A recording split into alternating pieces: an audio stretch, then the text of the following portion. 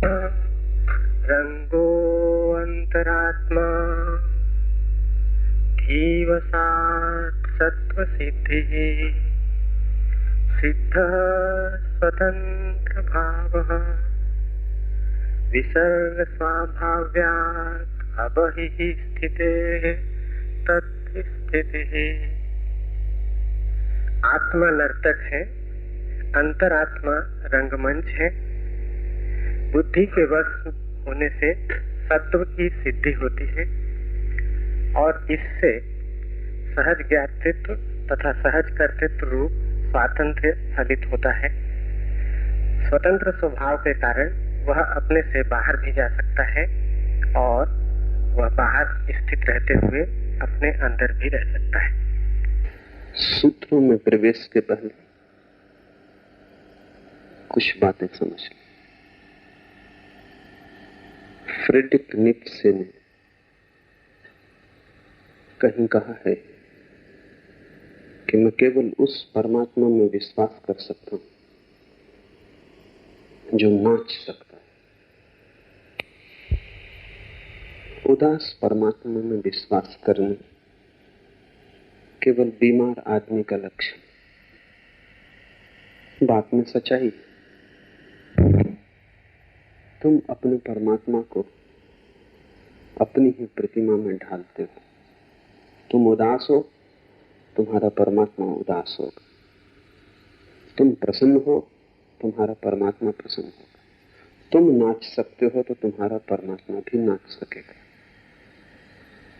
तुम जैसे हो वैसा ही तुम्हें अस्तित्व दिखाई पड़ता है। तुम्हारी दृष्टि का फैलाव ही सृष्टि है।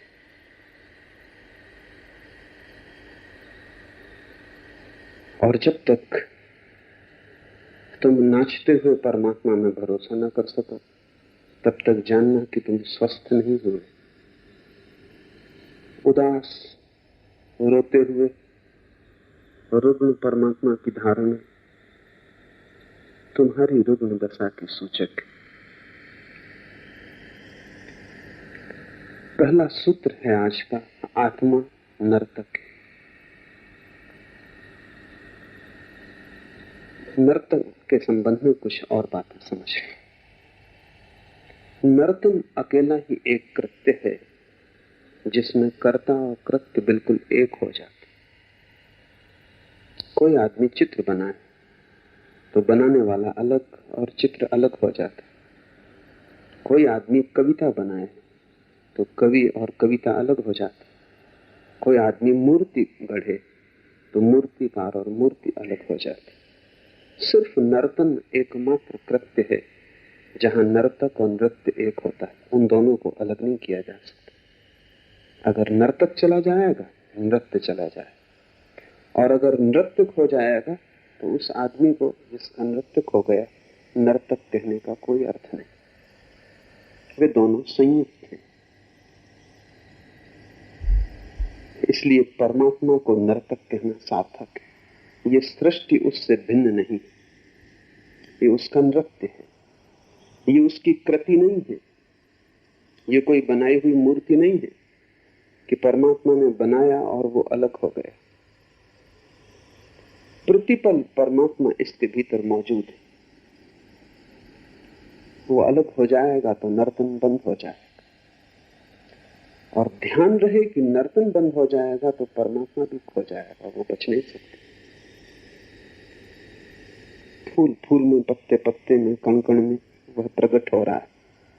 सृष्टि कभी पीछे अतीत में होकर समाप्त नहीं हो गई, प्रतिपल हो रही। प्रतिपल सृजन का कृत्य जारी। इसलिए सब कुछ नया है। परमात्मा नाच रहा है, बाहर भी भीतर भी। आत्मा नर्तक है। इसका अर्थ है कि तुमने जो भी किया है, तुम जो भी कर रहे हो और करोगे, वो तुमसे भिन्न नहीं, वो तुम्हारा ही खेल। अगर तुम दुख झेल रहे हो तो ये तुम्हारा ही चुनाव। अगर तुम आनंद मग्न हो, ये भी तुम्हारा चुनाव। कोई और जिम्मेवार नहीं। मैं कॉलेज में प्रोफेसर था, नया नया वहां पहुंचा कॉलेज बहुत दूर था गांव से, और सभी प्रोफेसर अपना खाना लेकर साथ ही आते थे और दोपहर को एक टेबल पर इकट्ठे होते। संयोग की बात थी, मैं जिनके पास बैठा था उन्होंने अपना टिफिन खोला, झांक के देखा और कहा, फिर वही आलू की सब्जी और रोटी। मुझे लगा कि उन्हें शायद आलू की सब्जी और रोटी पसंद नहीं, लेकिन नया था, मैं कुछ बोला नहीं। दूसरे दिन फिर वही हुआ। उन्होंने फिर डब्बा खोला और कहा कि फिर वही आलू की सब्जी और रोटी। तो मैंने उनसे कहा कि अगर आलू की सब्जी और रोटी पसंद नहीं तो अपनी पत्नी को कहे कि कुछ और बनाए। उन्होंने कहा, पत्नी पत्नी कहाँ, मैं खुद ही बनाता हूं।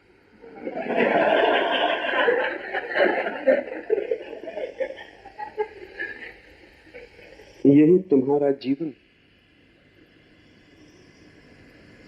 कोई है नहीं।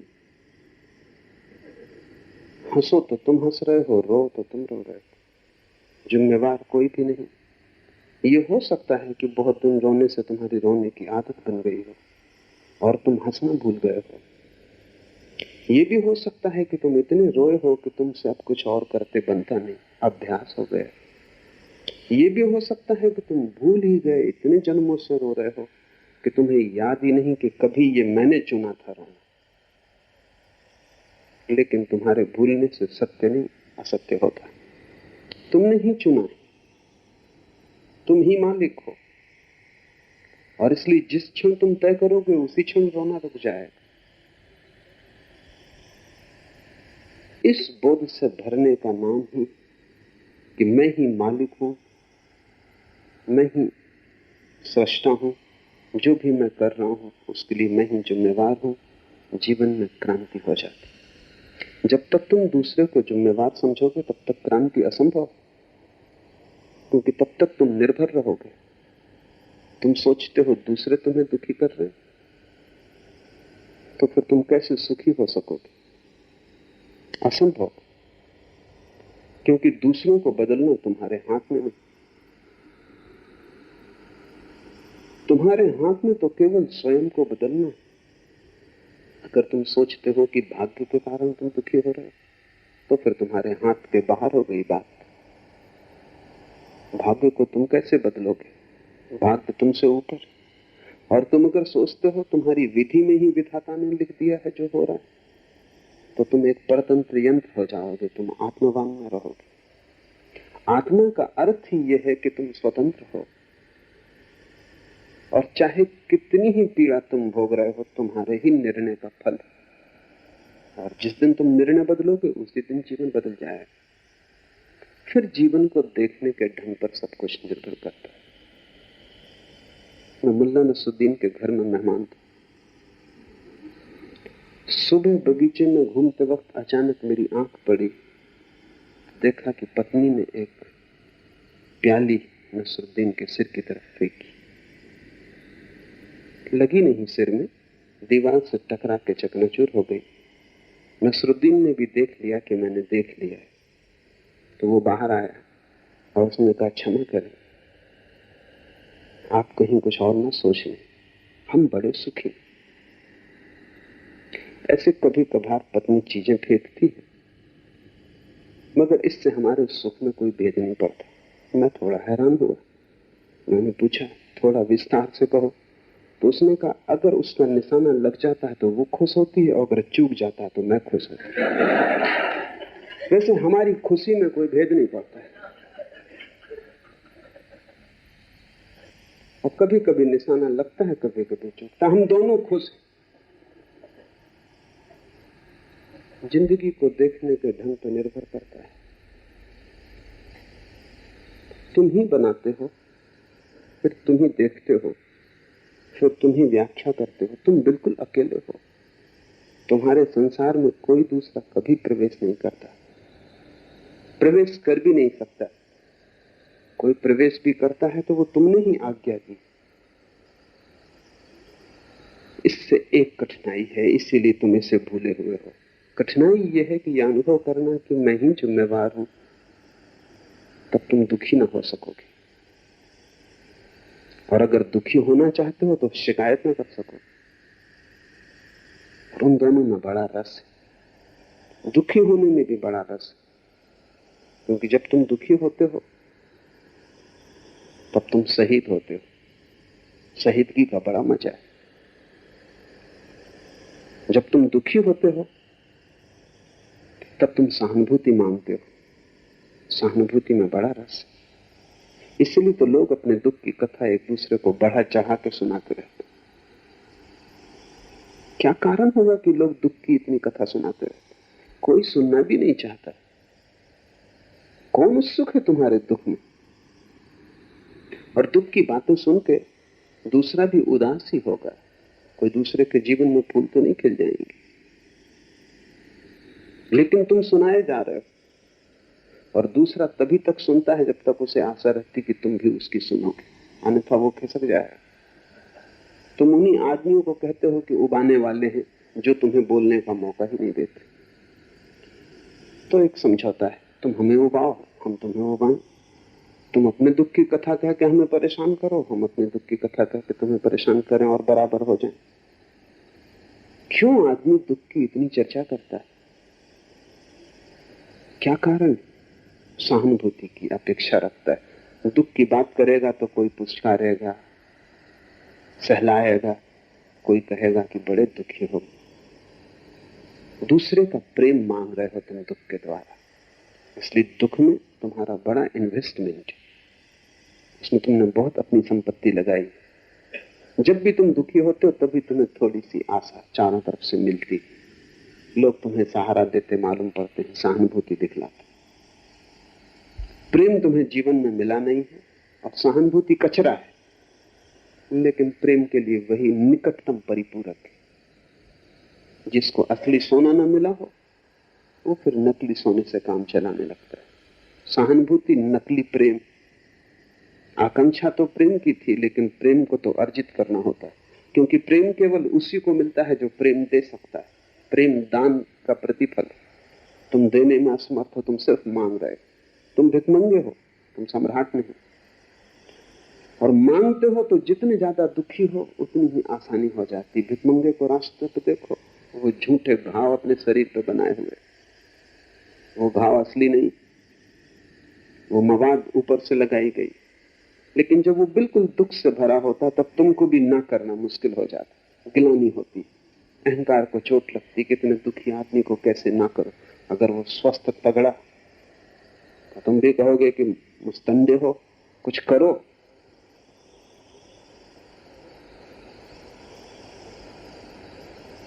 कुछ कमाओ, कमा सकते हो।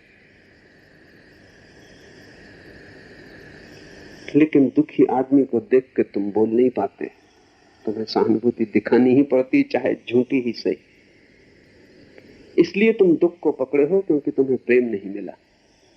जिसको प्रेम मिला है जीवन में वो आनंदित होगा, वो आनंद को पकड़ेगा, दुख को नहीं। दुख पकड़ने जैसा नहीं। फिर तुम्हें सुविधा है शिकायत करने में, क्योंकि जब भी तुम कहते हो दूसरे तुम्हें दुखी कर रहे हैं तब जिम्मेवारी का बोझ हट जाता है।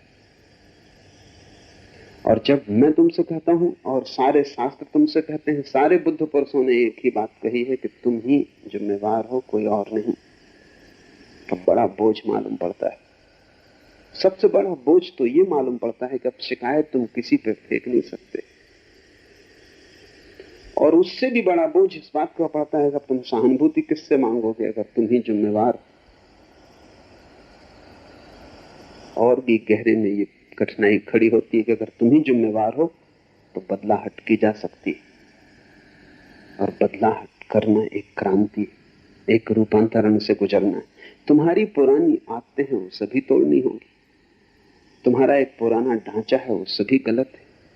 अब तक तुमने जो मकान बनाया है वो पूरा का पूरा नर्क है, लेकिन तुमने ही बनाया है, चाहे कितना ही बड़ा बना लिया हो, उसे पूरा गिराना पड़ेगा। अतीत का सारा श्रम व्यर्थ जाता मालूम पड़ता है।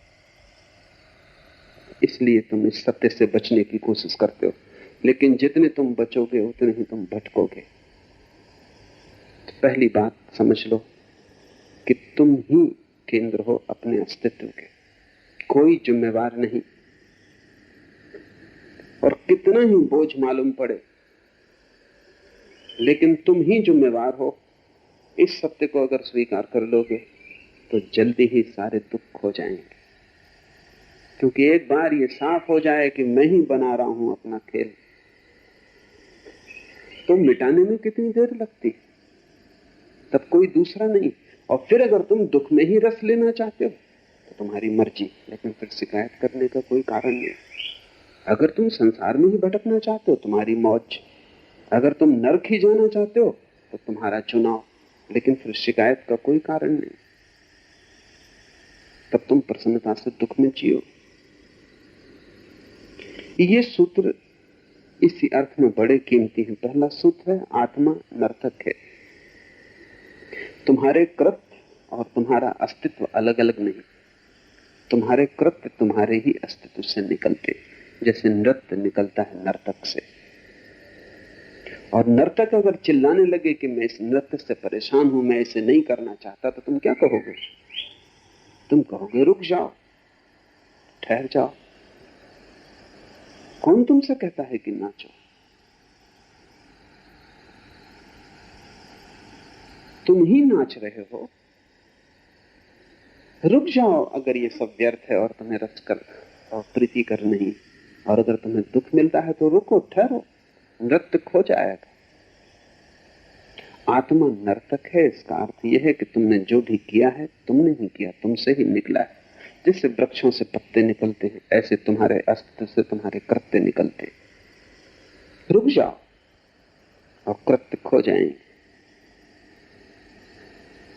और दूसरी बात समझ लेनी जरूरी है, आत्मा नर्तक है।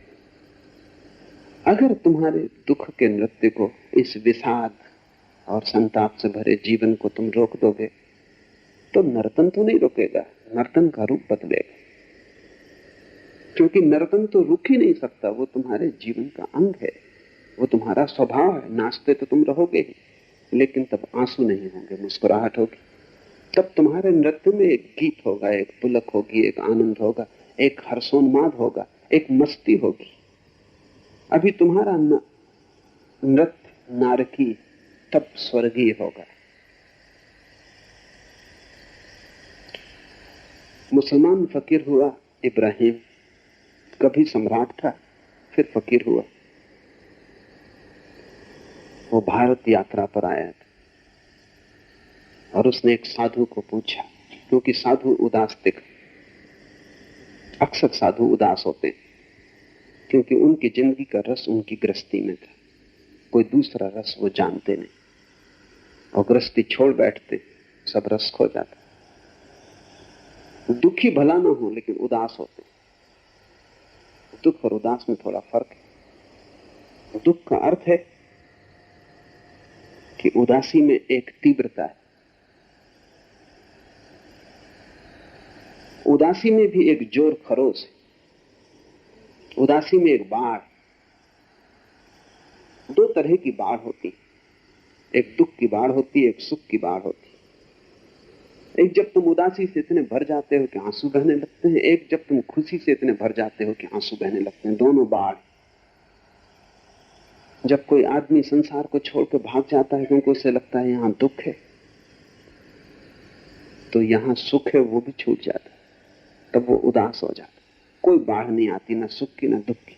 तुम अपने साधुओं को, सन्यासियों को जाके देखो, वे मुर्दा हैं, जैसे जीते जी मर गए। नर्तन जैसे बंद हो गया है।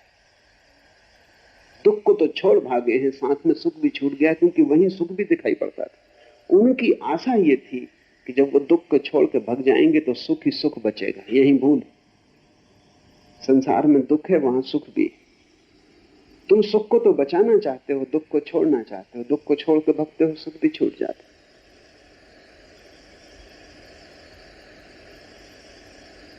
वो साधु उदास था, साधारण साधु रहा होगा, क्योंकि सच में जो साधु है वो सुख दुख दोनों को छोड़ता है। सुख को बचाना नहीं चाहता, सुख दुख दोनों को छोड़ता है। जैसे ही सुख दुख दोनों को छोड़ता है, उदासी खो जाती, क्योंकि उदासी उन दोनों का मध्य बिंदु। जब तुमने दोनों ही छोड़ दिए तो मध्य बिंदु भी खो जाता है, और तब एक नई आयाम की यात्रा शुरू होती है, जो आनंद, शांति, निर्वाण, जो भी नाम हम देना चाहते हैं। आनंद में बाढ़ नहीं, आनंद ठंडी किरण, ठंडा प्रकाश, वहां बाढ़ नहीं। आनंद उदासी जैसा है एक अर्थ में। उदासी सुख और दुख के मध्य में है, आनंद सुख और दुख के पार है।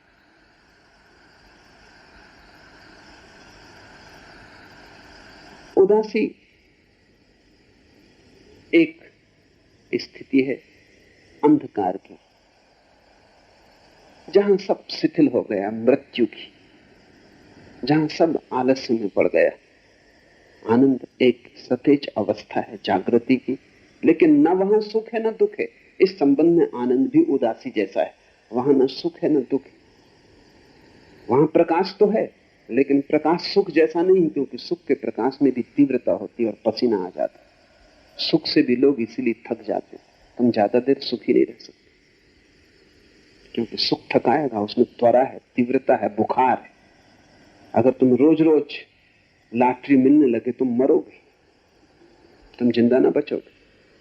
बस वो एक आध बार मिले तो ठीक, क्योंकि रोज रोज मिलने लगे तो इतना ज्यादा हो जाएगा तनाव कि तुम सो ना सकोगे, छाती इतनी धड़केगी कि तुम विश्राम न कर सकोगे। एक्साइटमेंट, उत्तेजना इतनी होगी कि वो तुम्हारी हत्या बन जाएगी। इसलिए सुख हमेशा होम्योपैथी की मात्रा में झेला जा सकता है, एलोपैथी की मात्रा तुम न झेल सकोगे। बस जरा जरा सी पुड़िया में मिलता है। काफी दुख, थोड़ा सा सुख, बस उतनी झेला जा सकता है, क्योंकि वो भी तनाव, उसमें भी गर्मी, उत्ताप है। दुख भी तनाव,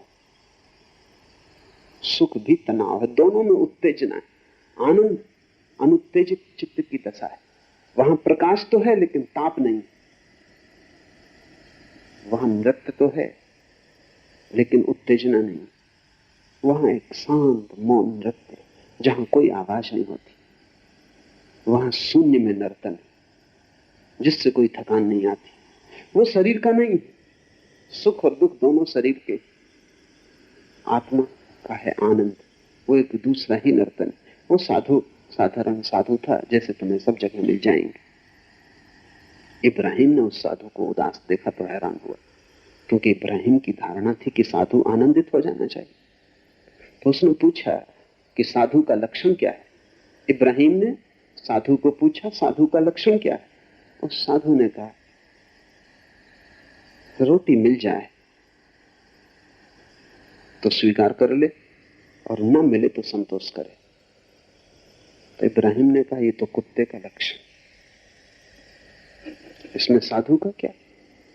कुत्ता भी यही करता है, मिल जाए तो ठीक, न मिले तो संतुष्ट। साधु हैरान हुआ। उसने कहा कि आप साधु की क्या परिभाषा करते। तो इब्राहिम ने कहा, मिल जाए तो बांट के खाए और न मिले तो नाच के धन्यवाद दे परमात्मा को कि तूने तपश्चर्या का एक अवसर दिया। साधु की परिभाषा, मिल जाए तो बांट के खाए, जो भी मिले उसे बांटे, वही साधु। उसे पकड़े और रोके तो ग्रस्त है, बचाए तो ग्रस्त है, बांटे तो साधु। वो चाहे आनंद हो, चाहे ज्ञान हो, कुछ भी हो, चाहे ध्यान हो, जो भी मिल जाए उसे बांट दे। क्योंकि एक बड़े मजे की बात है, इस संसार में जो चीजें हैं अगर तुम उन्हें बांटो तो वो कम हो जाएंगी, इसलिए आदमी पकड़ते। तुम तिजोरी को बांटोगे तो ज्यादा दिन तिजोरी बचेगी नहीं, क्योंकि संसार में सभी सीमित, बांटा की गया, इसलिए संसार में सीमित को पकड़ना पड़ता है। पर इस आदत को आत्मा में ले जाने की कोई जरूरत नहीं। वहां संपदा असीम, वहां जितना बांटो उतना बढ़ता है, जितना उलीचो उतना नया आता है। सागर है अनंत। इब्राहिम ठीक कहता है कि मिले तो बांट के खा ले, अकेला ना खाए, बांटे। न मिले तो नाच के धन्यवाद दे। संतोष काफी नहीं है, क्योंकि संतोष में तो उदासी। लोग अक्सर कहते हैं कि संतोषी सदा सुखी, गलती में। संतोषी सुखी नहीं होता। संतोषी सिर्फ सुख मानता है, भीतर गहरे में दुखी होता है, लेकिन कुछ भी नहीं कर पाता अवश्य, इसलिए संतोष को धार लेता है। ना, संतोषी नहीं। संतोष तो उदासी का हिस्सा है। सह लिया, ज्यादा शोरगुल न मचाया, शिकायत न की, ये मरे हुए चित्त का लक्षण हुआ। इब्राहिम ने कहा कि न मिले तो नाच के धन्यवाद दे कि तूने एक अवसर दिया, तपश्चर्या, आज उपवास होगा।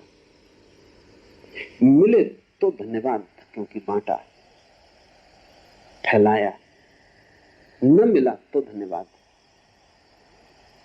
साधु के आनंद को नष्ट नहीं किया जा सकता, और तुम्हारे दुख को नष्ट भी किया जाए तो ज्यादा से ज्यादा उदासी फलित होती।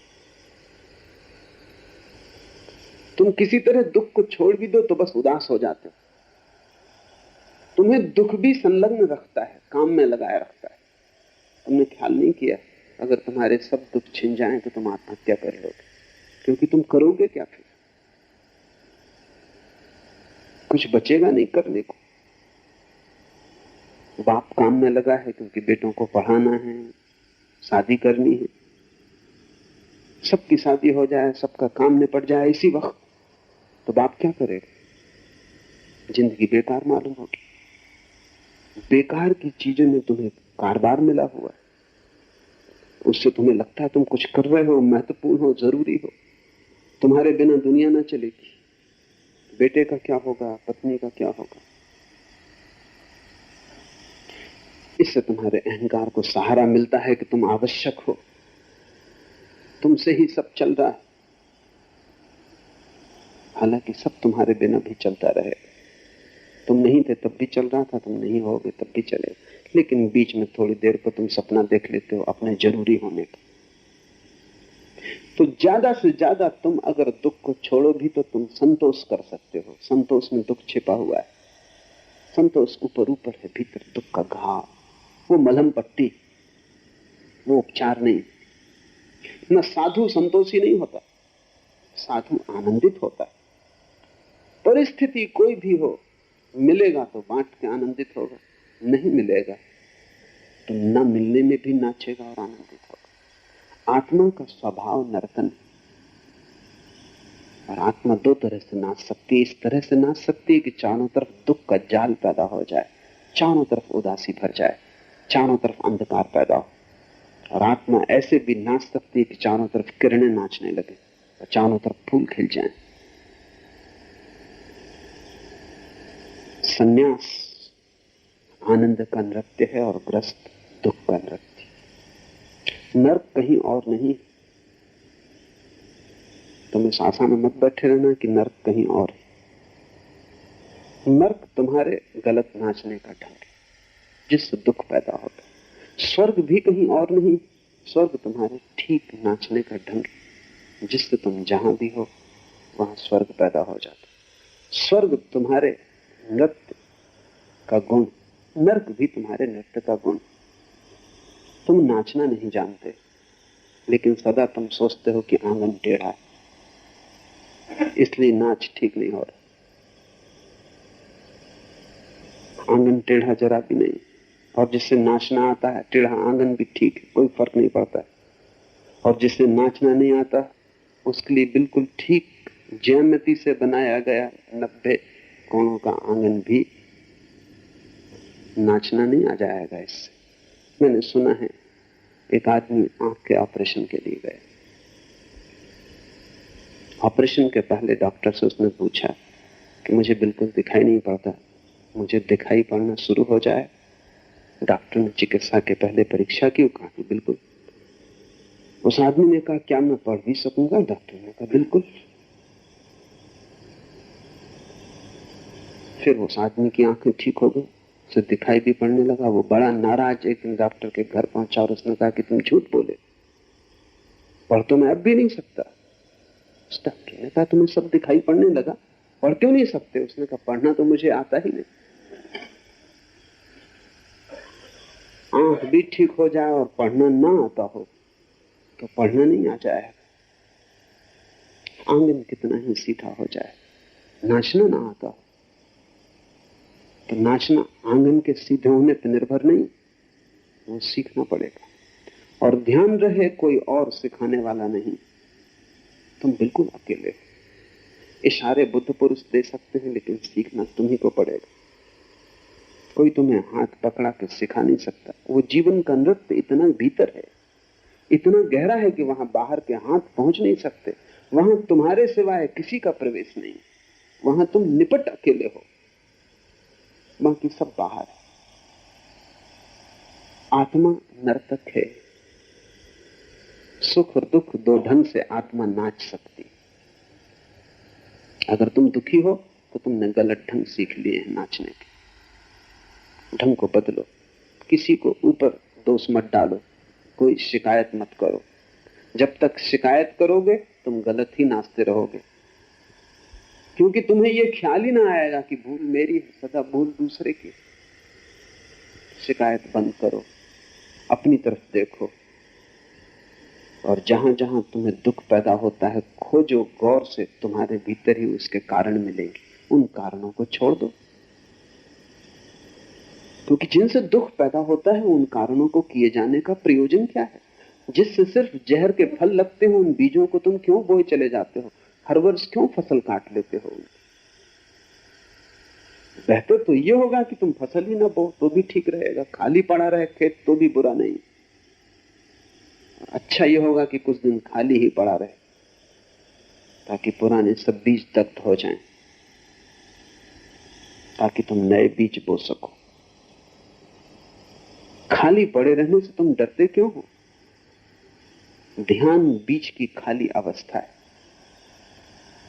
ध्यान जैसे कोई किसान साल 2 साल के लिए खेत को खाली छोड़ दे, कुछ भी ना बोए, ऐसा ध्यान बीज की अवस्था है। नर्क के बीज और स्वर्ग के बीज के बीच खाली स्थान है। कुछ दिन के लिए छोड़ दो, कुछ मत बो। एक बात ध्यान रखो, गलत करने से न करना बेहतर है। कुछ देर के लिए रुक ही जाओ, कुछ मत करो।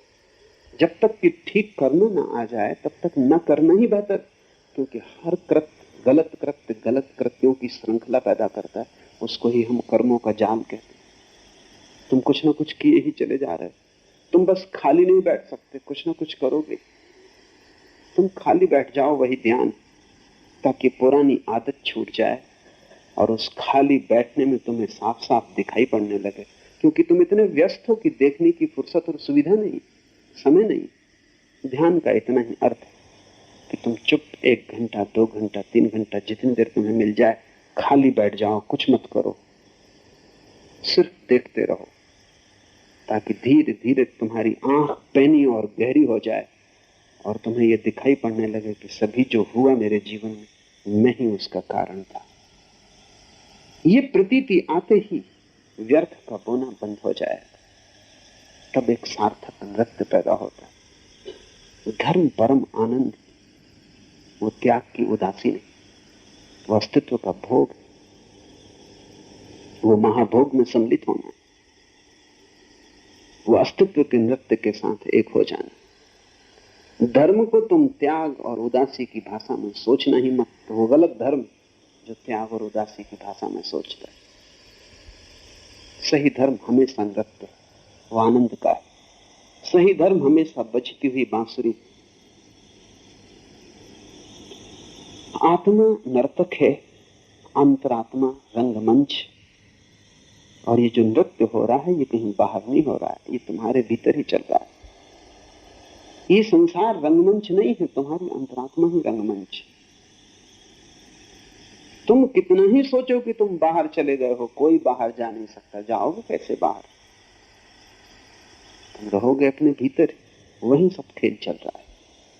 सब खेल वहां चलता है, फिर बाहर उसके परिणाम दिखाई पड़ते हैं। ऐसे जैसे तुम कभी सिनेमा गृह में जाते हो तो पर्दे पर सब खेल दिखाई पड़ता है, लेकिन खेल असली में तुम्हारी पीठ के पीछे प्रोजेक्टर में चलता होता है।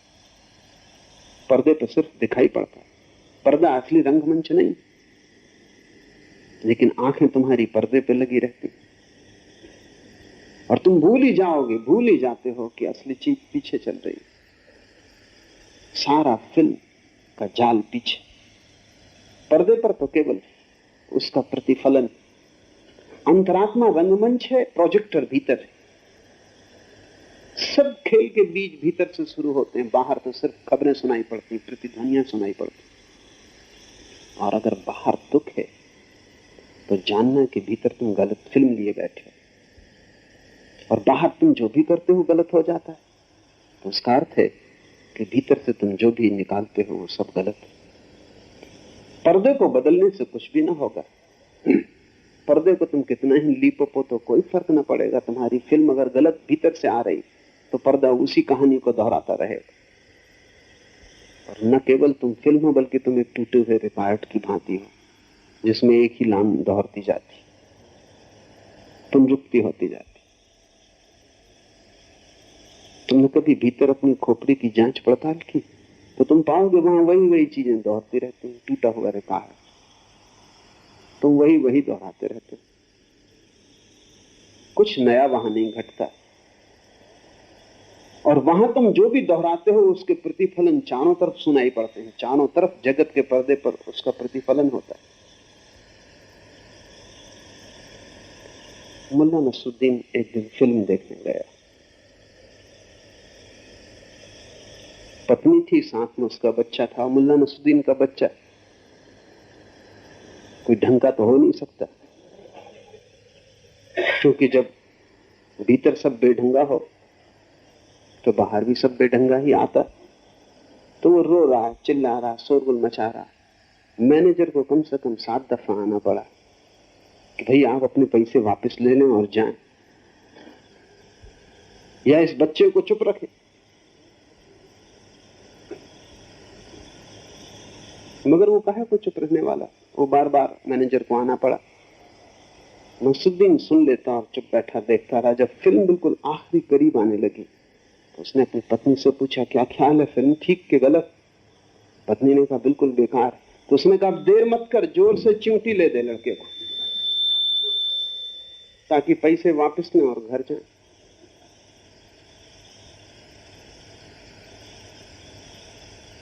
तुम बहुत दिन से देख रहे हो,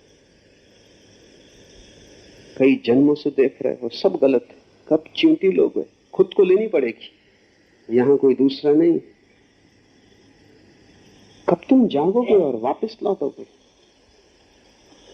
और क्या जरूरत है इस गलत को देखने की जो तुम्हें कष्ट से भर रहा है, जो तुम्हें पीड़ा और बोझ दे रहा है, सिवाय संताप के और दुख स्वप्नों के, जिससे कुछ भी पैदा नहीं होता। इस भवन को तुम छोड़ सकते हो। इस भवन में तुम अपने ही कारण रुके हो, क्यों देर कर रहे हो? अभी मन भरा नहीं।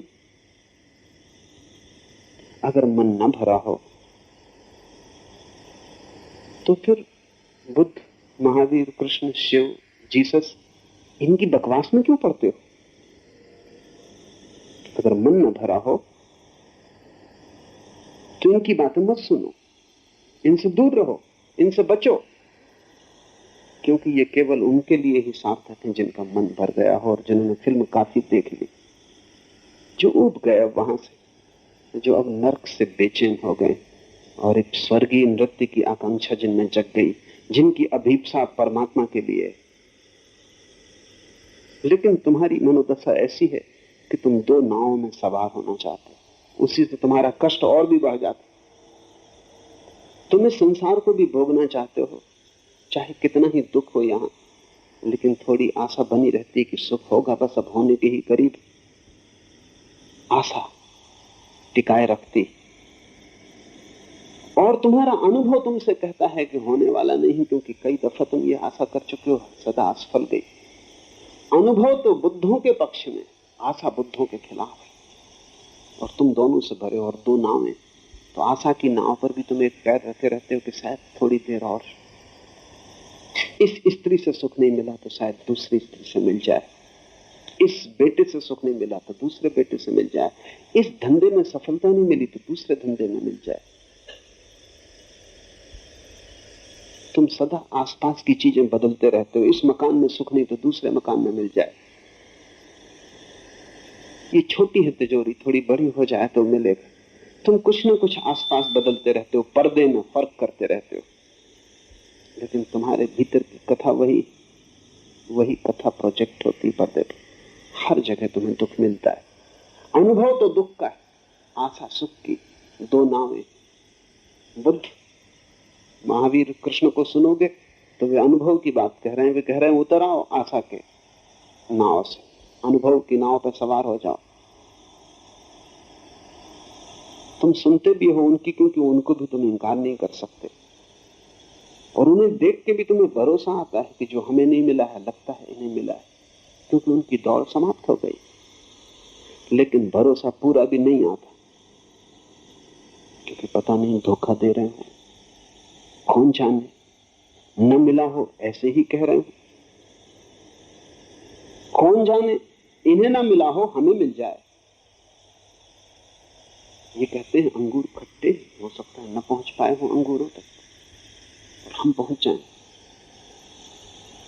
तो आशा भी छूटती नहीं, अनुभव भी एकदम गलत है ऐसा कहना कठिन। इस तरह तुम द्वंद्व में हो। ये द्वंद्व ही तुम्हारी विक्षिप्तता है, और ये दोनों नावें अलग अलग यात्रा पर। तुम एक पर सवार हो जाओ, कोई जल्दी नहीं। तुम संसार की नाव पर भी पूरे सवार हो जाओ, जल्दी ही तुम उब जाओगे। लेकिन ये बुद्धों की नाव पर तुम्हारा जो पैर है, ये तुम्हें संसार का भी पूरा अनुभव नहीं होने देते। वहां भी तुम आधे आधे जाते हो, क्योंकि ये बुद्धों का ख्याल तुम्हारी आधी टांग को पकड़े हुए। तो तुम मंदिर भी संभालते हो, दुकान भी संभालते हो, न दुकान संभलती न मंदिर संभलता। ये दोनों साथ संभल नहीं सकते। तुम पूरी तरह दुकान पे ही चले जाओ, भूल जाओ कि कभी कोई बुद्ध हुआ, कोई महावीर, कोई कृष्ण हुआ, शिव हुए, भूलो। ये कोई शास्त्र है, सब भूलो, बस खाता बही सब कुछ है। एक बार तुम पूरे वहां लग जाओ तो जल्दी ही तुम वहां से बाहर निकल आओगे। तुम्हारा अनुभव ही तुम्हें कहेगा कि सब व्यर्थ, वो भी नहीं हो पाता।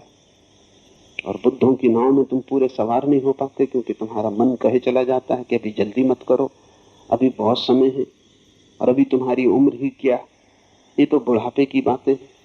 जब बिल्कुल मरने लगो और एक पैर कब्र में चला जाए, तब तुम दूसरा पैर बुद्ध की नाव पर सवार कर ले। अभी क्या जल्दी? तो लोग सोचते हैं धर्म बुढ़ापे के लिए। जब बिल्कुल मरने लगेंगे तब उन्हें गंगा जल की जरूरत पड़ती। जब बिल्कुल मरने लगेंगे तब कोई उनके कान में नमोकार मंत्र दोहराता। मरते वक्त जब सब व्यर्थ हो गया और जब कोई ऊर्जा न बची, कोई शक्ति न बची यात्रा की, तब तुम यात्रा को तैयार होते नहीं। तुम फिर गिरोगे वापस संसार में, फिर तुम उसी नाव पर सवार हो। ऐसा तुम अनंत बार कर चुके हो।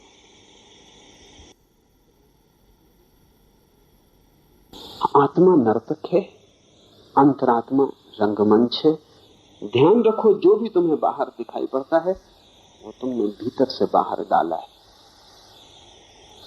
तुम जीवन में वही देखते हो जो तुम डालते हो, और तुम्हारे जीवन में भी कई मौके आते हैं। मैंने सुना है एक मुसाफिर खाने में 3 यात्री मिले। एक बूढ़ा था 60 साल का, एक कोई 45 साल का अधेड़ आदमी था, और एक कोई 30 साल का जवान था। तीनों बातचीत में लग गए। उस जवान आदमी ने कहा, कल रात एक ऐसी स्त्री के साथ मैंने बिताई कि इससे सुंदर स्त्री संसार में दूसरी नहीं हो सकती, और जो सुख मैंने पाया अवर्णनीय। 45 साल के आदमी ने कहा, छोड़ो बकवास, बहुत स्त्रियां मैंने देखी, वो सब अवर्णनीय जो सुख मालूम पड़ते हैं, कुछ अवर्णनीय नहीं है, सुख भी नहीं। सुख मैंने जाना कल रात राजभोज में आमंत्रित। ऐसा सुस्वादु भोजन कभी जीवन में जाना। बूढ़े आदमी ने कहा, यह भी बकवास, असली बात मुझसे पूछ। आज सुबह ऐसा दस्त हुआ, पेट इतना साफ हुआ, ऐसा आनंद मैंने कभी जाना नहीं, अवर्णनीय। बस संसार के सब सुख ऐसे ही हैं, उम्र के साथ बदल जाते हैं, लेकिन तुम ही भूल जाते हो।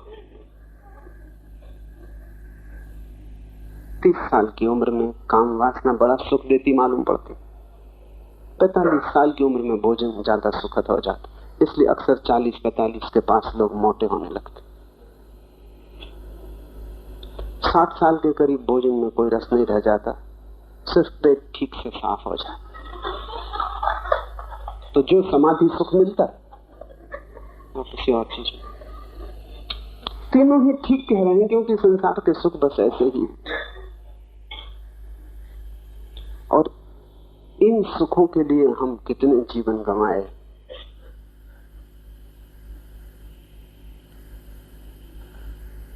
और ये मिल भी जाए तो भी कुछ नहीं मिलता। क्या मिलेगा? अंतरात्मा रंगमंच है, बाहर तुम वही देखते हो जो तुम भीतर से डालते हो। जवान आदमी की आंखों से वासना बाहर जाती, उसका सारा शरीर वासना के तत्वों से भरा है, वो जहां भी देखता है वहां स्त्री दिखाई पड़ती, सब तरफ काम वासना ही उसे पकड़ लेती। मुल्ला नसरुद्दीन जवान था, पत्नी के साथ एक चित्रों की प्रदर्शनी थी, वहां गया। नई नई शादी थी और जगह जगह घूमने का ख्याल था। प्रदर्शनी में बड़े कीमती चित्र थे। एक चित्र के पास नसरुद्दीन रुक गया और देर तक ठहरा रहा, भूल ही गया कि पत्नी भी साथ है। चित्र एक नग्न स्त्री का था, अति सुंदर, और नग्नता बस थोड़े से 2-4 पत्तों से ढकी थी। चित्र का नाम था वसंत। वो ठगा सा खड़ा था। आखिर पत्नी ने उसका हाथ झटकोरा और कहा, क्या पतझड़ की प्रतीक्षा कर रहे?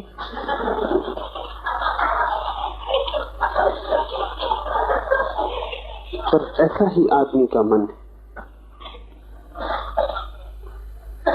पत्नी ठीक ही पहचानी, पत्नियां अक्सर ठीक पहचान देती।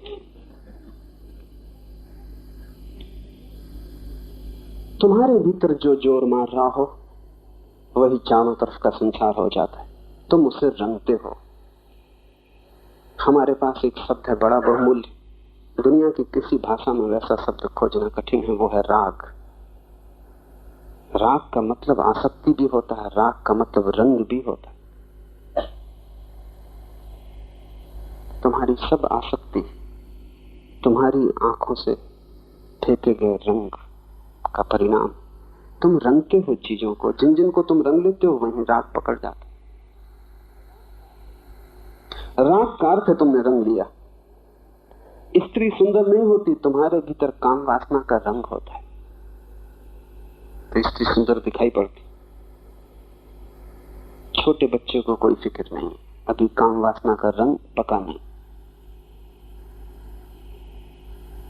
बूढ़े का रंग जा चुका, वो तुम्हारी मूर्ता पे हंसता है, हालांकि यही मूर्ता उसने भी की। तुम भी हंसोगे, लेकिन मूर्ता करते वक्त जो पहचान ले और समझ ले वो जाग जाता है। मूर्ता का रंग जब चला जाए तब हंसने में कोई बहुत अर्थ नहीं, तब तो कोई भी हंसता है। लेकिन जब मूर्ता पकड़े हुए है, रंग जोर में, तब भी तुम जाग जाओ और पहचान लो कि सब भीतर का ही खेल बाहर दिखाई पड़ रहा है। बाहर कुछ भी नहीं, कोरा पर्दा है, अंतरात्मा ही रंगमंच और वहीं प्रोजेक्टर है, और वहीं से हम सारा फैलाव कर रहे हैं। बुद्धि के वश होने से सत्व की सिद्धि होती है, और ये जो खेल चल रहा है तब तक चलता रहेगा और तुम इसमें भटके रहोगे जब तक बुद्धि बस में ना हो।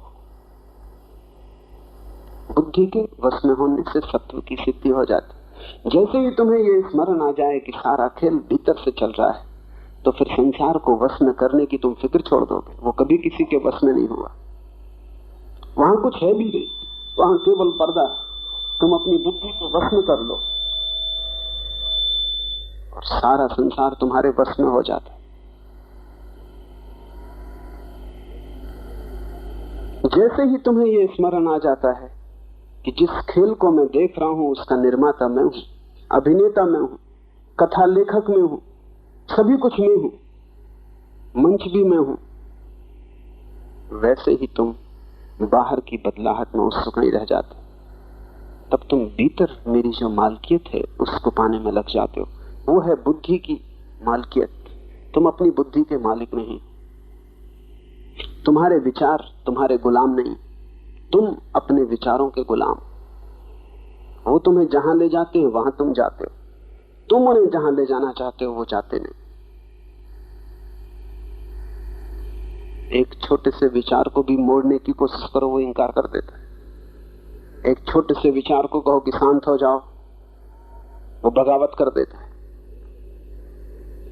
तुम कभी इस तरफ ध्यान ही नहीं देते क्योंकि इतना पीड़ादायी है इस तरफ ध्यान देना कि मैं अपना भी मालिक नहीं और दुनिया के मालिक होने की तुम कोशिश में लगे रहते। और जो अपना ही मालिक नहीं वो कैसे किसी और का मालिक हो पाएगा?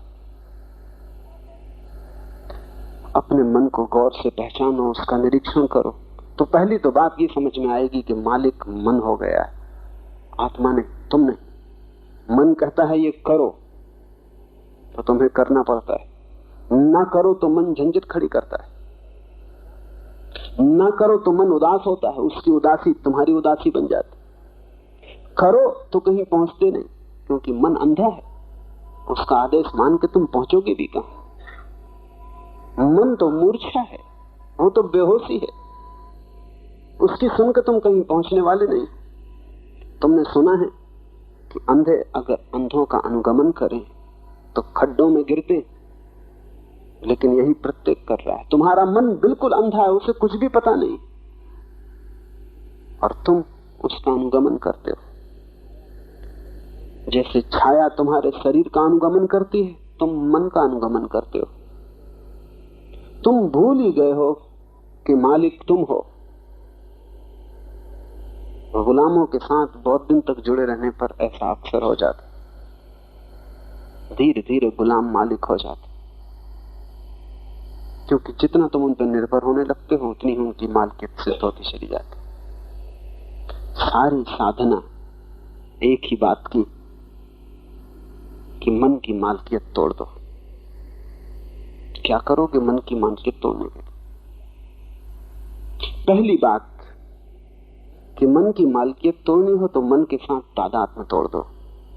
मन में एक विचार उठता है, तुम उस विचार के साथ मत जुड़ो, एक मत हो जाओ। तुम्हारे एक होने से ही उसको ताकत मिलती। तुम दूर खड़े रहो, तुम ऐसे देखते रहो जैसे रास्ते पर लोग चल रहे हैं, तुम किनारे पर खड़े देख रहे हो। तुम ऐसे देखते रहो जैसे आकाश में बादल भटक रहे हैं और तुम दूर जमीन पर खड़े देख रहे हो। अपने को जोड़ो मत विचार से, ये मत कहो ये मेरा विचार। जैसा ही तुमने कहा मेरा कि तुम जुड़ गए, जुड़े कि तुम्हारी शक्ति विचार में चली गई और वही शक्ति तुम्हें गुलाम बनाती, वो शक्ति भी तुम्हारी। तुम जुड़ो मत। जैसे जैसे तुम दूर हटोगे, टूटोगे, अलग होगे, वैसे वैसे विचार निर्जीव हो जाता है, निर्वीर्य हो जाता है, उसको ऊर्जा नहीं मिलती। तुम्हारी तकलीफ ये है कि तुम दिए की ज्योति तो बुझाना चाहते हो लेकिन तेल तुम खुद ही डालते हो। इधर तुम फूंकते हो, उधर तुम तेल डालते हो। तेल डालना बंद करो, पहली बात। पुराना तेल ज्यादा देर नहीं चलेगा, पहले तेल डालना बंद करो। क्या है तेल? जब भी कोई विचार तुम्हें पकड़ता है, क्रोध में पकड़ा, तुम तत्क्षण क्रोध के साथ एक हो जाते हो। तुम कहते हो मैं क्रोधित हो गया। अब सच्चाई ये है कि तुम क्रोध के साथ इतने एक हो गए कि तुम्हारी पूरी शक्ति क्रोध को मिल रही। तुम छाया हो गए, वो मालिक हो गए। जब क्रोध आए तब तुम दूर खड़े होकर देखो, उठने दो क्रोध को, फैलने दो शरीर में, धुएं की तरह तुम्हें चारों तरफ से घेरेगा, घेरने दो। तुम एक बात स्मरण रखो कि मैं क्रोध नहीं। और जल्दी मत करो कृत्य में उतारने की, क्योंकि कृत्य में उतार लेने पर लौटना मुश्किल है। तुम क्रोध को देखो और एक बात पक्की कर लो कि जिसने क्रोध पैदा करवाया है, गाली दी है, अपमान किया है, उसे अगर उत्तर भी देना है तो तभी देंगे जब क्रोध जा चुका होगा, उसके पहले उत्तर न देंगे।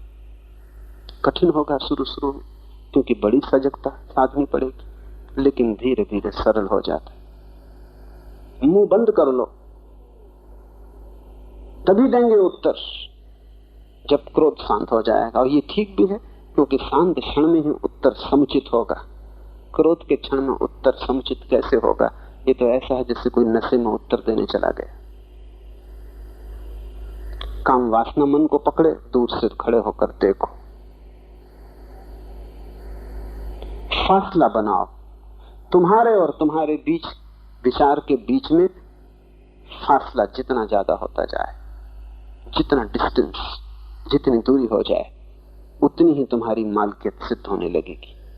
तुम इतने सट के खड़े हो गए हो कि तुम भूल ही गए हो कि दोनों के बीच कुछ जगह है। इसे आज से ही शुरू करो,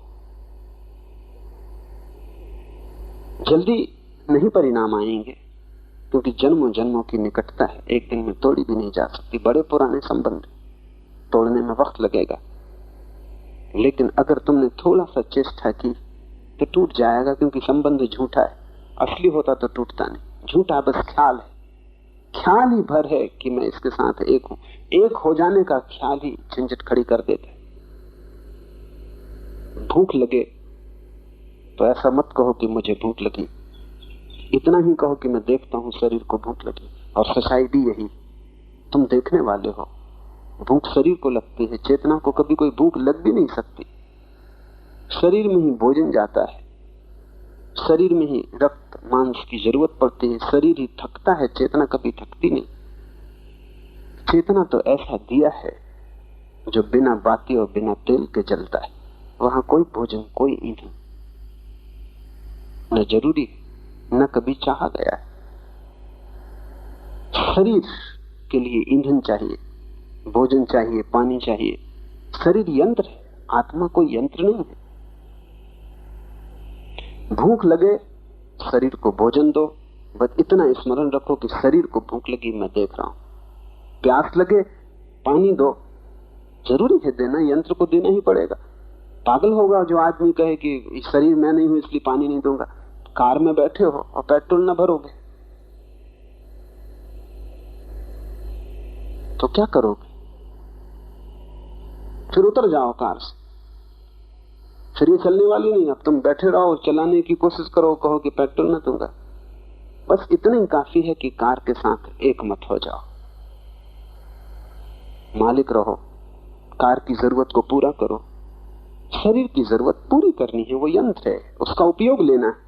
और उपयोग बड़ा है, क्योंकि दुख में भी ले जाने में वो सीढ़ी है और आनंद में ले जाने में भी वही सीढ़ी है। शरीर तो एक सीढ़ी है, और सीढ़ी की खूबी होती है कि उसका एक छोर जमीन पे लगा होता है, दूसरा छोर आकाश में लगा होता है। तुम उसी से नीचे उतर सकते हो, तुम उसी से ऊपर चढ़ सकते हो। शरीर के ही माध्यम से तुम नरक तक आए हो, शरीर के माध्यम से ही तुम स्वर्ग तक पहुंचोगे। शरीर के माध्यम से ही तुम मोक्ष तक भी जा सकोगे। वो माध्यम है, उसे संभाल के रखना है, उसकी जरूरतें पूरी करनी। लेकिन माध्यम के साथ एक हो जाने का कोई कारण नहीं। यंत्र को यंत्र ही रहने दो। फाउंटेन पेन से तुम लिखते हो, लेकिन तुम फाउंटेन पेन नहीं। पैर से तुम चलते हो, लेकिन तुम पैर नहीं हो। शरीर यंत्र, उसको संभालो, कीमती यंत्र, उसको खराब मत कर डालना।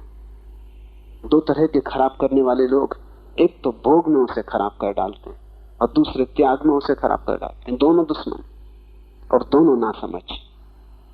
कोई वेश्या के घर जाके उसको खराब कर डालता है, कोई ज्यादा खा खा के खराब कर डालता है, दूसरे छोड़ पे पागल हैं, वो उपवास कर करके खराब कर डालते। या तो तुम इतना पेट्रोल भर देते हो कि भीतर बैठने की जगह न रह जाए, और या पेट्रोल भरते ही नहीं, बस दो अतियों पे तुम चलते हो। जितनी जरूरत है उतना दे दो।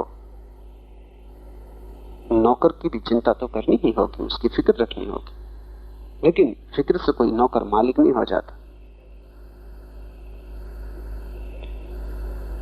बुद्धि के वश होने से सत्व की सिद्धि होती है, और जैसे जैसे तुम्हारी बुद्धि वश में आती जाएगी, जैसे जैसे तुम साक्षी होते जाओगे, वैसे वैसे तुम पाओगे कि भीतर का जो सत्व है, तुम्हारी जो आत्मा है, तुम्हारा जो वास्तविक अस्तित्व है, वो सिद्ध होने लगा। बुद्धि के भ्रष्ट होने से संसार, बुद्धि के वश होने से आत्मा। बुद्धि मालिक हो तो संसार, बुद्धि गुलाम हो जाए तो परमात्मा। बुद्धि सीढ़ी,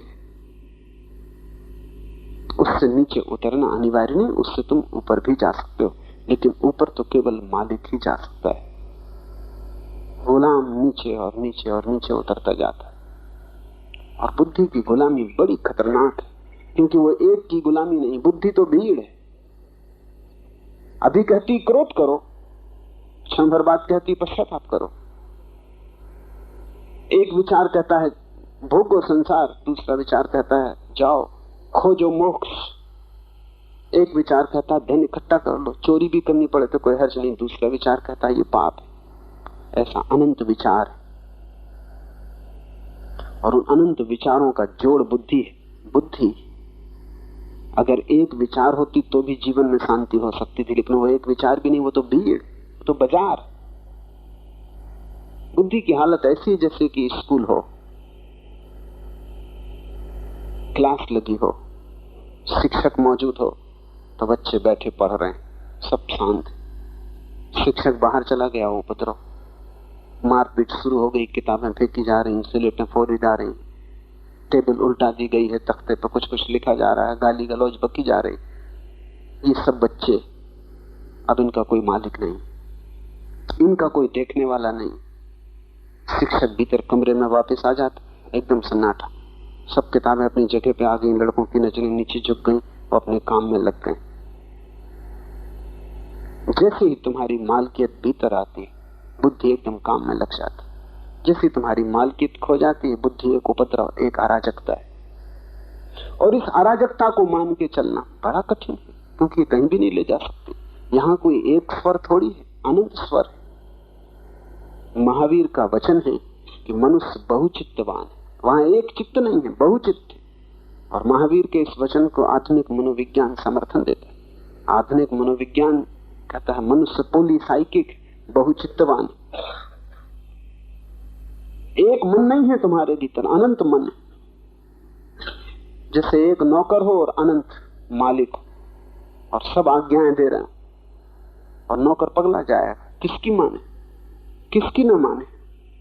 ऐसे ही तुम पगला गए हो। एक को खोजो ताकि शिक्षक क्लास में वापस आ जाए, एक को खोजो ताकि गुलाम जो बहुत है अपनी अपनी जगह बैठ जाएं। एक मालिक हो तो तुम्हारे जीवन में दिशा आएगी, सत्व की सिद्धि होगी, तुम अपने को जान सकोगे। और इससे, इस सत्व की सिद्धि से सहज स्वातंत्र फलित होता है। अभी जब तक तुम बुद्धि को मालिक बनाए हुए हो, तुम गुलाम रहोगे। जैसे ही सत्व की सिद्धि होगी, सहज स्वातंत्र फलित होगा। ये समझ लेना जरूरी है कि सहज स्वातंत्र क्या है। सिर्फ स्वातंत्र क्यों ना कहा, सहज क्यों? थोड़ा सूक्ष्म। दो तरह की स्वतंत्रताएं होती है। एक स्वतंत्रता तो होती है जो किसी के खिलाफ होती। जब स्वतंत्रता किसी के खिलाफ होती तो वो स्वच्छंदता हो जाती, वो वास्तविक स्वतंत्रता नहीं। तब तुम विपरीत चलने लगते हो। जैसे बुद्धि कहती क्रोध करो, तो अगर तुम उल्टा चलना लगो, या बुद्धि कहती क्रोध करो, हम क्रोध तो नहीं करेंगे, हम क्षमा करेंगे।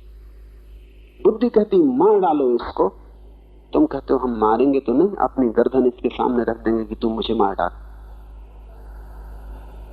बुद्धि जो कहे उससे विपरीत हम करेंगे, जैसा कि आमतौर से साधु करते। बुद्धि कहती चलो स्त्री को खोजो, साधु जंगल की तरफ भागते। बुद्धि कहती चलो धन को खोजो, साधु धन को छूते नहीं। धन छू जाए तो सांप बिच्छू मालूम पड़ता। बुद्धि कहती है आराम करो, विश्राम करो, साधु धूप में खड़ा हो जाता, कांटे की सैया बना लेता। ये सच्ची स्वतंत्रता नहीं, क्योंकि जिसके तुम विपरीत जा रहे हो तुम अभी भी उसी की सुन रहे हो, मालिक वो अभी भी। इसे थोड़ा समझो, ये थोड़ा जटिल है, क्योंकि तुम्हारी लड़ाई जारी है। अगर तुम मालिक हो गए तो लड़ाई खत्म हो जाती। गुलाम गुलाम, उससे क्या लड़ना। तुम्हारे घर में कोई गुलाम है और वो मालिक हो गया है। वो तुमसे कहता है कि नीचे बैठो तो तुम नीचे बैठते हो, तुमसे कहता है खड़े हो जाओ तो तुम खड़े हो जाते हो। तुमने तय किया कि अब हम इस गुलाम के विपरीत चलेंगे, तब भी वो तुम्हारा मालिक रहेगा। अब वो कहता है बैठो तो तुम खड़े हो जाते। मानते तुम उसकी नहीं हो, लेकिन फिर भी तुम उसी की मान रहे, क्योंकि वही तुम्हें गतिमान कर रहा है। और गुलाम जरा होशियार हुआ तो जब उसे तुम्हें बिठाना हो तब वो कहेगा खड़े हो जाओ, तुम बैठ जाओ। तुम बच नहीं सकते। मुल्ला नसरुद्दीन का बेटा बहुत उपद्रव कर रहा था। नसरुद्दीन ने उससे बहुत कहा चुप बैठ, तो वो और शोरगुल मचाए। बाहर जा, तो वो भीतर आए। आखिर नसरुद्दीन परेशान हो गया और घर में मेहमान थे, और मेहमानों के सामने बच्चे ज्यादा उपद्रव करते, क्योंकि मेहमानों के सामने सिद्ध करने का सवाल होता है कौन असली मालिक, बाप के बेटा, तुम क्या हम। इसलिए बच्चे साधारणतः शोरगुल न करेंगे, अपने काम में लगे रहेंगे। घर में मेहमान आया कि परेशानी शुरू हुई, क्योंकि सवाल है संघर्ष का, अहंकार का, कौन मालिक। तो मेहमानों को देख के बच्चा और उपद्रव कर रहा था। आकर मुल्ला नसरुद्दीन ने कहा देख, जो तेरी मर्जी में होकर अब मैं देखूं कि तू मेरी आज्ञा का उल्लंघन कैसे करता है। जो तेरी मर्जी में हो वो कर, अब मैं देखूं कि तू मेरी आज्ञा का उल्लंघन कैसे करता है। बच्चा जरूर मुश्किल में पड़ गया होगा। तुमने अगर मन के विपरीत गए तो सहज स्वतंत्रता फलित न होगी। एक स्वतंत्रता फलित होगी, जो स्वतंत्रता नहीं है बगावत है, विद्रोह है। लेकिन जिससे हम विद्रोह करते हैं उससे हम बंधे रहते हैं, जिससे हम लड़ते हैं उससे हमारा संबंध जुड़ा रहता है। मालिक हम अभी भी नहीं है, अभी भी इशारा वहीं से आता है। अब हम विपरीत करते हैं लेकिन इशारा वहीं से आता है। तो तुम ब्रह्मचर्य साधो, लेकिन इससे कोई फर्क नहीं पड़ता। तुम्हारा ब्रह्मचर्य सिर्फ बगावत है, वो सहज नहीं। काम वासना मन कह रहा था, तुमने कहा हम लड़ेंगे। ये लड़ाई गुलाम से कोई करता है, और जो लड़ाई गुलाम से करता है वो गुलाम को अभी भी मालिक मान रहा है। लड़ाई मालिक से होती, गुलाम से क्या लड़ाई का सवाल है। इसलिए तुम्हारे साधु चाहे तुमसे विपरीत हो, तुमसे भिन्न नहीं। तुम्हारे साधु तुमसे उल्टे जा रहे हो, लेकिन जहां तक मन की मालिकियत का सवाल है रत्ती भर फर्क नहीं। सहज स्वतंत्रता बिल्कुल और बात है। सहज स्वतंत्रता का अर्थ ये मैं मालिक हूं, इसलिए अब मन की मानना या न मानना दोनों सवाल नहीं। मन के पक्ष में जाना या विपक्ष में जाना दोनों सवाल नहीं। अब मैं मन को आज्ञा देता हूं, अब मैं आज्ञा मानता नहीं। आज्ञा मानने के दो ढंग हैं, मानूं या विपरीत जाऊं, लेकिन दोनों ढंग मानने के ही। बुद्धि जब मालिक हो जाती तो उसकी मालिकियत दो तरह की हो सकती है, नकारात्मक और विधायक। तुम चाहो ग्रस्त हो सकते हो, तुम चाहो साधु हो सकते हो, लेकिन फर्क ना पड़ेगा। इसलिए तुम्हारे साधु ग्रस्त के उल्टे रूप शीर्षासन करते हुए कोई फर्क नहीं। और ग्रस्त से ज्यादा तकलीफ नहीं, क्योंकि पैर पर खड़े होना ज्यादा आसान, सिर पर खड़े होना निश्चित ही ज्यादा कठिन। नहीं तो प्रकृति तुम्हें सिर पे ही खड़ा हुआ बनाती। तुम जो कर रहे हो वो उससे विपरीत कर रहे हैं। तुम इकट्ठा कर रहे हो, वो त्याग कर रहे हैं। तुम शरीर की सुरक्षा कर रहे हो, वो शरीर को असुरक्षित छोड़ रहे हैं। तुम शरीर के लिए अच्छी सैया बना रहे हो, वो कांटे कंकड़ बीन रहे हैं। लेकिन तुमसे ठीक विपरीत, तुम भोजन का स्वाद ले रहे हो, वे उपवास कर रहे हैं, अनशन कर रहे हैं। तुम अच्छे वस्त्रों में ढके बैठे हो, वे नग्न हो गए। ये सहज स्वातंत्र नहीं, ये स्थिति तनाव की, इसमें सहजता नहीं। इसलिए सूत्र कहता है बुद्धि के वश होने से सत्व की सिद्धि होती है, सिद्धि साथ सत्व सिद्धि, और इससे सहज स्वातंत्र फलित होता है। तब तुम स्वतंत्र हो। तब तुम मन की तरफ नहीं देखते कि वो क्या कह रहा है, मैं क्या करूं और क्या ना करूं। तब तुम मन की तरफ देखते ही नहीं। तब तुम्हारा कर्तव्य सहज होता है। तब तुम मन से सचमुच मुक्त हो गए। तब तुम ही निर्णायक होते हो, मन तुम्हारे पीछे चलता है। लेकिन ये तभी घटित होगा जब तुम मालिक हो जाओ। मालिकियत घटित होगी जब तुम साक्षी हो जाओ। मन से लड़ना मत, अन्यथा सहज स्वातंत्र कभी फलित ना होगा। तुम लड़े कि तुमने मन को अपने बराबर मान लिया। तुम जिससे लड़ोगे उसको तुमने समान अधिकार दे दिया। कभी मित्र था, अब शत्रु हो गया, लेकिन तुम खड़े समान हो। मालिक समान नहीं होता। मालिक आकाश में होता है, नौकर जमीन पे होता है। मालिकियत आ जाए तो स्वतंत्रता आती है, वो सहज। और सहज स्वतंत्रता बड़ी अनूठी। सुना है मैंने, एक मुसलमान फकीर बायजीद हज की यात्रा को गया, तो उन्होंने तय किया था कि हम 40 दिन का उपवास करेंगे।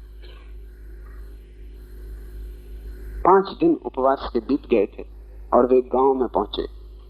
कोई 100 शिष्य बायजीद के साथ थे। वो बड़ा प्रतिष्ठित ज्ञानी था, दूर दूर तक उसकी ख्याति थी। जब वे गांव में पहुंचे तो गांव के बाहर लोगों ने आके खबर दी कि बायजीद तुम्हारा एक भक्त है, उसने हद कर दी। गरीब आदमी, एकदम गरीब आदमी, सिवाय झोपड़े के उसके पास कुछ नहीं था।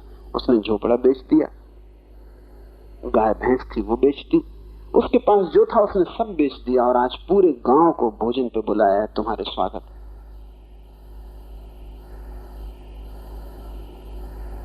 बायजीद तो उपवासा था और 40 दिन उपवास रखना था। शिष्य भी उपवासित थे और 40 दिन उपवास रखना था। बायजीद पे तो कोई तनाव न हुआ, शिष्य बड़े तनाव से भर गए। लेकिन शिष्य जानते थे कि भोजन तो करना नहीं है। पहुंचे, बायजीद तो बैठ गया थाली पर। शिष्यों को बड़ी बेचैनी हुई। जब गुरु बैठ गया तो वे भी बैठे, लेकिन बड़ी गिलानी से। और उन्होंने कहा, क्या बायजीद भूल गए? क्या इतनी जल्दी स्मरण खो गए? या कि बायजीद भोजन के रस में आ गए? मना करना था। हम 40 दिन का उपवास किए हुए हैं। जब तक हम हज की यात्रा पर पूरे न पहुंच जाएं, वहीं जाके भोजन लेना है। और ये क्या बात हुई? व्रत लिया और 5 दिन में टूट गए। लेकिन हम भीड़ के सामने कुछ कह भी न सकते थे। भोजन कर लिया, लेकिन बड़ी गिलानी से किया, बड़ी तकलीफ से किया। और बायजीद की तरफ देखें तो बड़े हैरान हो, बड़े मजे से भोजन कर रहा है।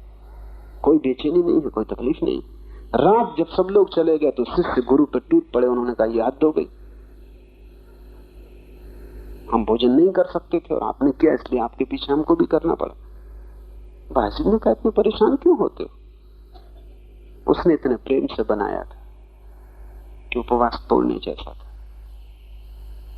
और उसके प्रेम को तोड़ने से नुकसान ज्यादा होता। उपवास के तोड़ने से कोई नुकसान नहीं हुआ। हम 5 दिन और उपवास कर लेंगे, 40 दिन पूरे कर लें, 40 दिन 45 दिन कर लेंगे।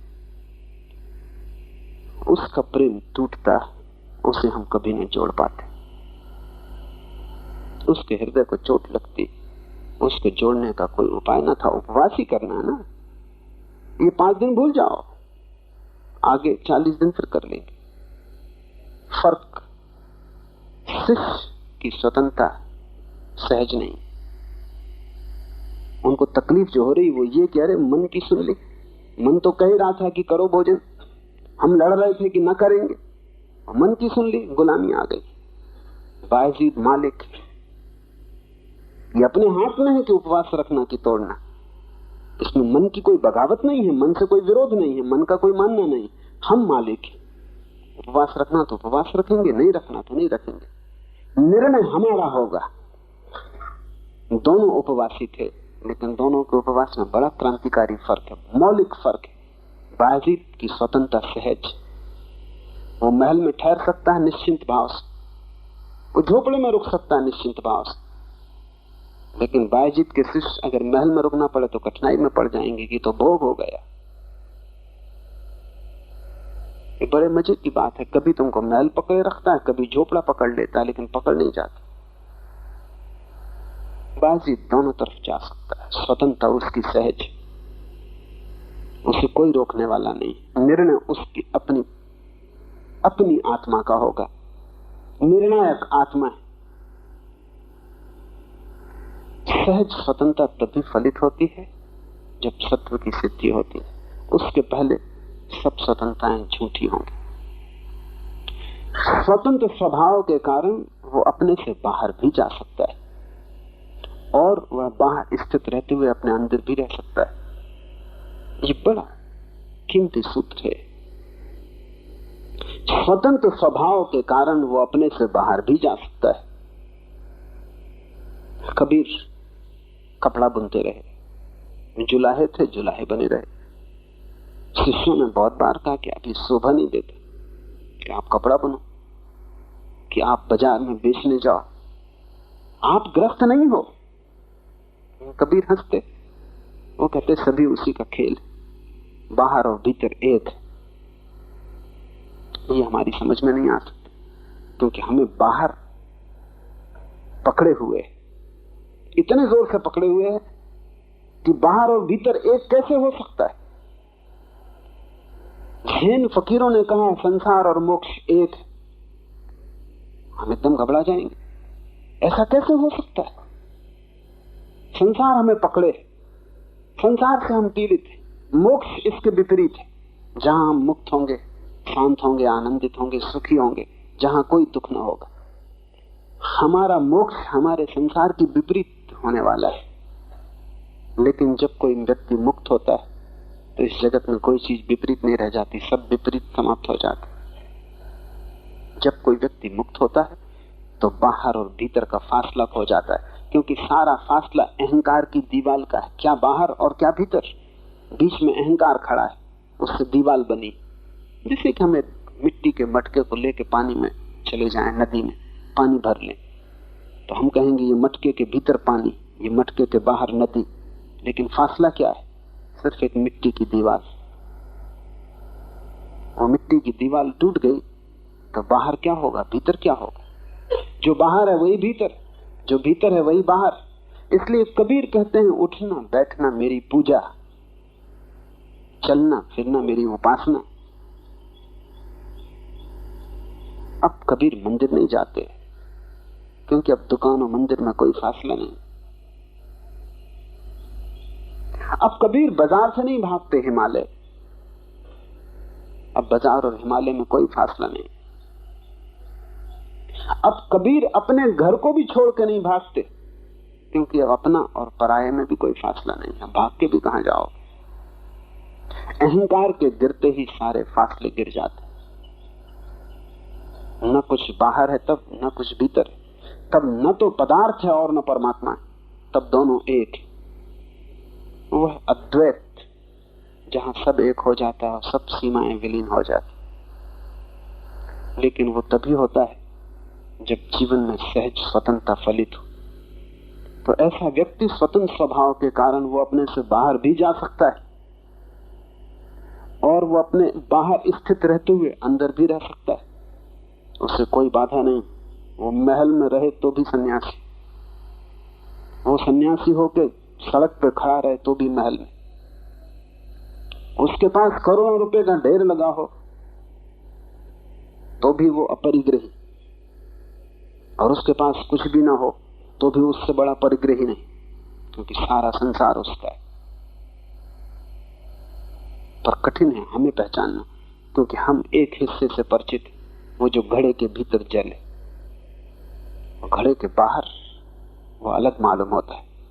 तुम्हारे भीतर जो छिपा है वही तुम्हारे बाहर भी है।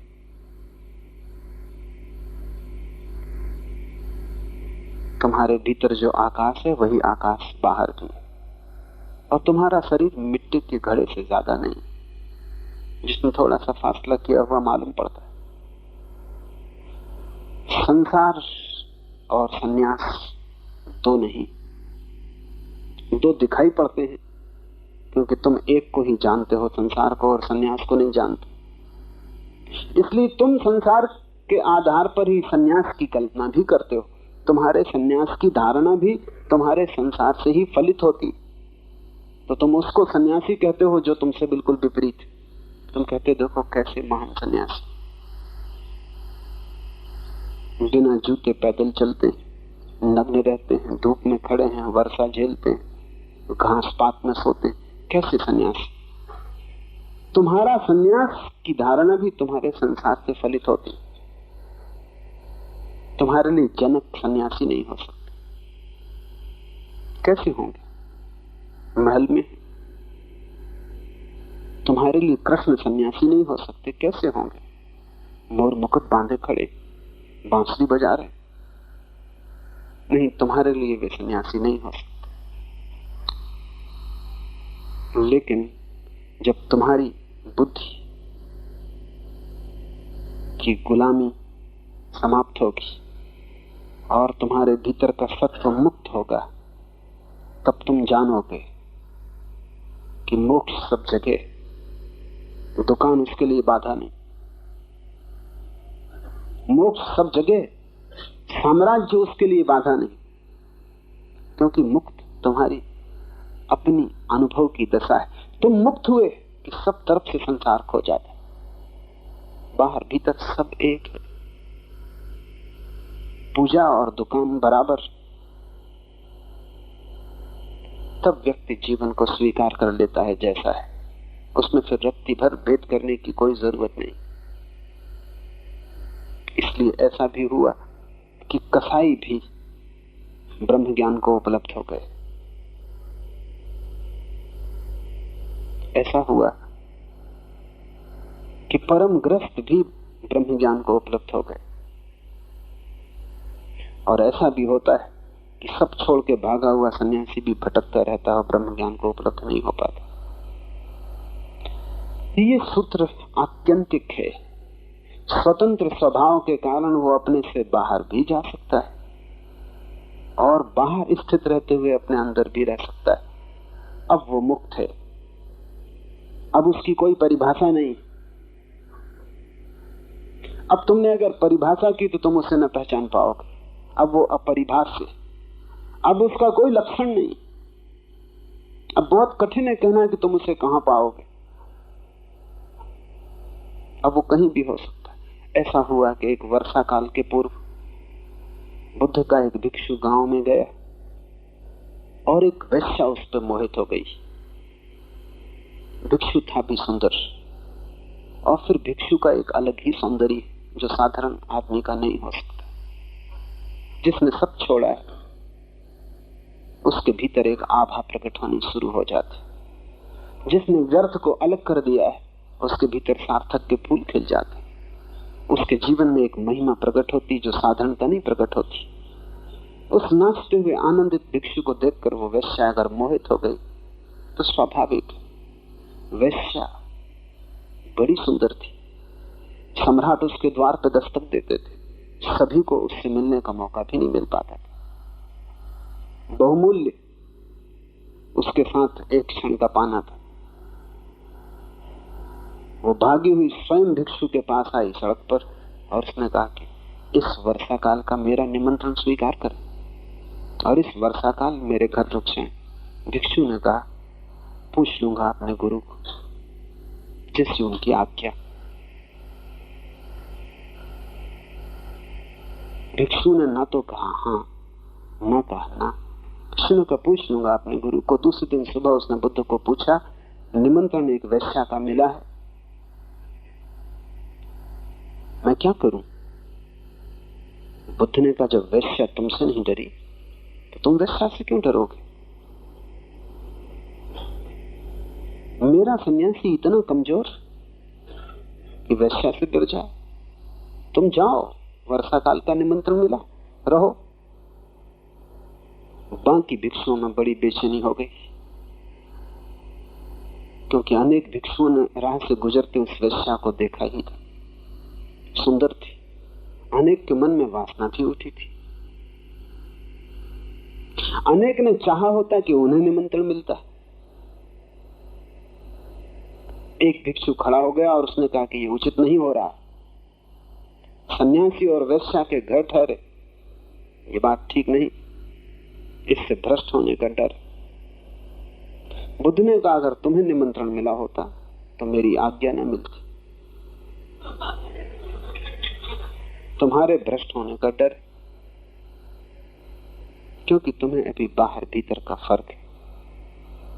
पर जिसे मैं भेज रहा हूं, जानकर भेज रहा हूं, वो बाहर रहे कि भीतर रहे कोई फर्क नहीं पड़ता है।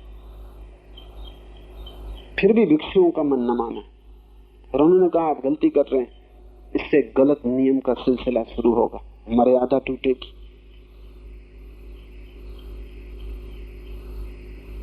बुद्ध ने कहा तुम रुको, वर्षा काल बीतने तो फिर हम देखेंगे। रोज रोज भिक्षु खबरें लाने लगे कि वो भ्रष्ट हो चुका है, क्योंकि कोई खबर लाता कि हमने देखा है उसे कि वो नृत्य देख रहा था, नाच चल रहा था वहां रात और वो भी बैठा था। कोई कहता कि वो गद्दी पे बैठा था मखमल की, कोई कहता है कि उसने कपड़े बदल लिए, कोई कुछ खबरें लाता, कोई कुछ खबरें लाता, कोई कहता हमने आलिंगन में उन्हें देखा है। बुद्ध कहते कि वर्षा काल बीत जाने दो, जल्दी क्या है, तुम अफवाहें क्यों लाते हो, तुम्हें प्रयोजन क्या है, तुम भ्रष्ट नहीं हो रहे हो। जो भ्रष्ट हो रहा है वो वर्षा काल के बाद वापस लौटेगा। वर्षा काल के बाद भिक्षु वापस लौटा और उसके पीछे वैश्या साथ आई और उस वैश्या ने बुद्ध से कहा कि मुझे भिक्षुणी बना लो। भिक्षु जीत गया, मैं हार गई। सब उपाय किए और उसने किसी भी उपाय में बाधा न डाली। अगर मैंने उसका आलिंगन भी किया तो वो दूर ना हटा। अगर मैंने उसे मखमल की गद्दी पे बिठाया तो उसने ये ना कहा कि मैं भिक्षु हूं, मखमल की गद्दी पे कैसे बैठ सकता हूं। मैंने उसे सुस्वादु से सुस्वादु भोजन दिए तो भी उसने ये ना कहा कि ये भोजन मैं न कर सकूंगा, इससे वासना जगे। मैंने सब निमंत्रण दिए, उसने ना कहा। जो हुआ वो चुपचाप बैठा रहा, जिससे कुछ भी ना हो रहा।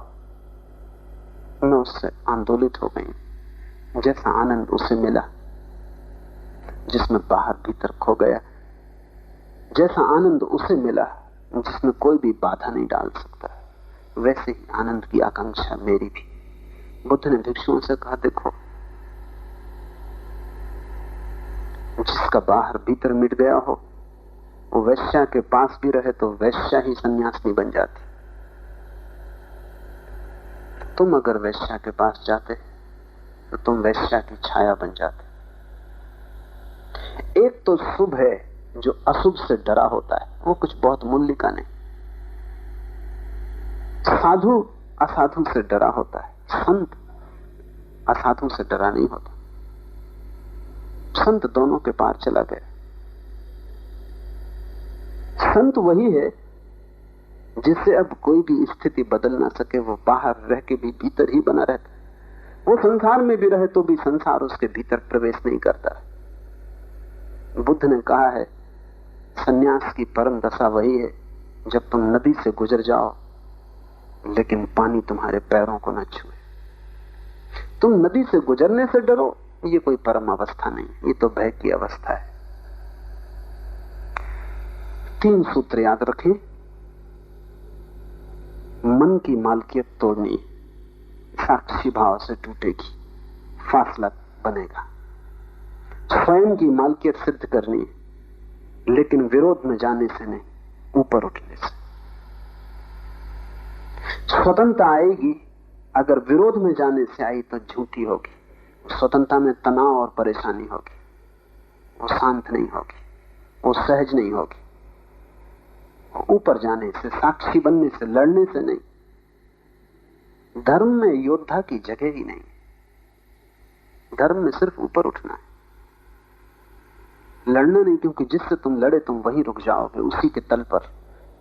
मन को शत्रु नहीं बनाना है, मन के पार जाना, अतिक्रमण करना है। और मन के पार जाने का सूत्र साक्षी भाव। जैसे तुम ऊपर गए, सहज स्वतंत्रता, स्पॉन्टेनियस फ्रीडम घटित होगी।